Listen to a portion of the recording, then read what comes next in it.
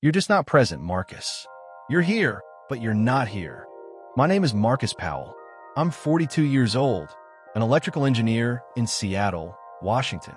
And for 3 years, my wife Nicole convinced me that every problem in our marriage was my fault because I was emotionally unavailable. I believed her. God help me, I believed every word. I went to therapy. I read books on emotional intelligence, tried meditation, journaling, couples counseling. I cut back on work hours, planned date nights, asked about her feelings every day. How are you today, really? What can I do to help you feel more connected? Am I being present enough right now? I became obsessed with fixing myself. With becoming a husband, she claimed I had never been. And the whole time, she was lying. I found out yesterday when I discovered the phone. The secret phone she kept hidden inside a box of tampons under the sink. The phone she used to coordinate her 2-year affair. But it wasn't the cheating that broke me. It was the messages where she and her friends laughed about how easy it was to manipulate me. Just say he's emotionally distant. Men hate that. They'll do anything to prove they're not. Marcus is so busy trying to fix himself, he has no idea what I'm doing. Perfect. The therapy sessions are hilarious. He actually thinks he's the problem. 3 years. 3 years of gaslighting. 3 years of being made to feel broken when I was never the broken one. She wanted me guilty, distracted, constantly repairing imaginary flaws so I'd never look at hers. But now I knew the truth. And she was about to learn what happens when the emotionally absent husband finally wakes up. I met Nicole 9 years ago at a tech industry event downtown. She was a product manager, confident, articulate. I was an engineer at Boeing, good with systems, bad with people. She said she liked that about me. You're different from other guys. You actually listen. We married 2 years later. Bought a condo in Capitol Hill with a view of the Space Needle. Life was steady. The problem started 3 years ago, slowly. You didn't even ask how my presentation went today. I had asked. I remember asking, but she insisted I didn't, or that I asked without actually caring. You said, how was it? That's not the same as wanting to know. I apologized. Tried again. Then it became, you never share your feelings. You only care about work. Sometimes it feels like I'm married to a robot. I knew I wasn't naturally expressive, and she weaponized that. So I changed, came home earlier, asked deeper questions, tried to be more affectionate, but not too much because then I was needy. Nothing was ever enough. Therapy started 18 months ago. Nicole chose the therapist, Dr. Rebecca Stein. In the first session, Nicole listed everything I supposedly did wrong. I apologized, promised to work on myself, and that pattern repeated. She complained. The therapist asked me to reflect. I felt inadequate.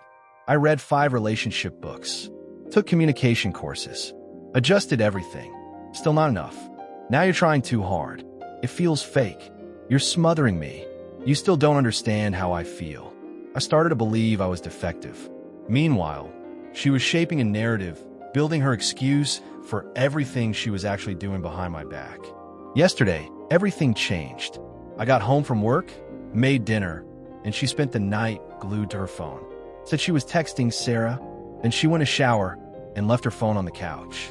I picked it up to bring it to her and saw the preview. Can't wait to see you tomorrow. Tell Marcus your meeting ran late again, face blowing a kiss.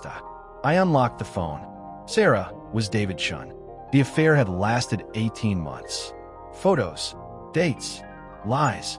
But the worst part was the group chat with her friends. Marcus in therapy mode again. Ugh. Still using the emotionally unavailable thing?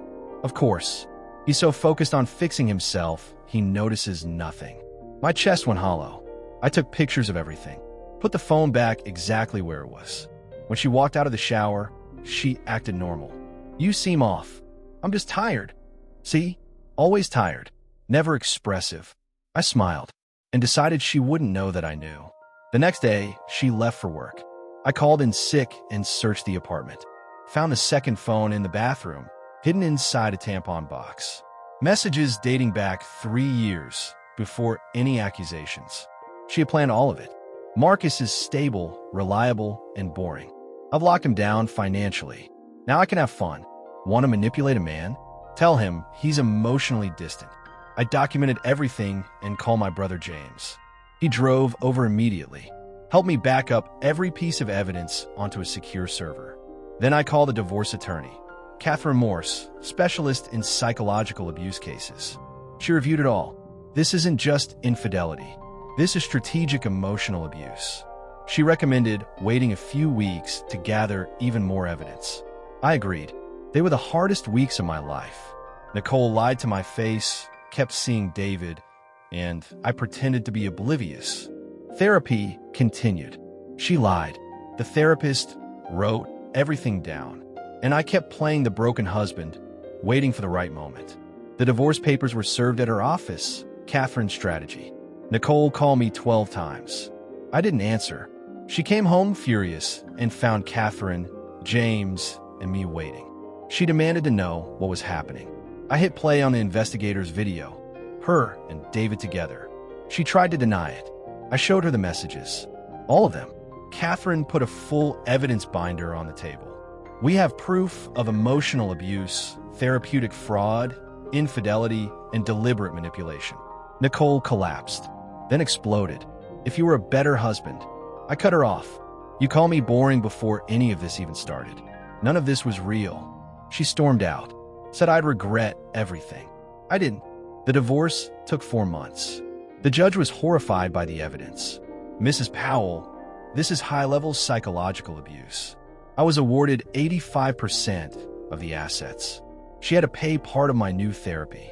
Her career collapsed. She lost her job, moved to Portland. Amanda, the friend who helped her manipulate me, had her marriage fall apart too. 2 more divorces happened in that friend group. I'm now in therapy with Dr. William Chun, an expert in emotional abuse. He told me, you were never emotionally unavailable. You were emotionally exhausted. He was right. I'm dating someone new, Jennifer, a developer at Microsoft. I told her everything on our second date. You seem pretty emotionally present to me, she said. That meant more than she'll ever know. I still have moments of doubt. I still hear Nicole's voice sometimes. But then I remember the truth. Remember the messages. Remember that I was never the problem. The second phone is locked in a safe.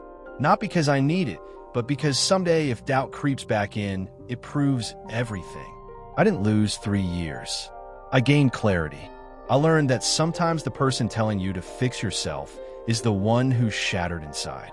And that emotionally unavailable can be a weapon when used by someone who was never emotionally present to begin with.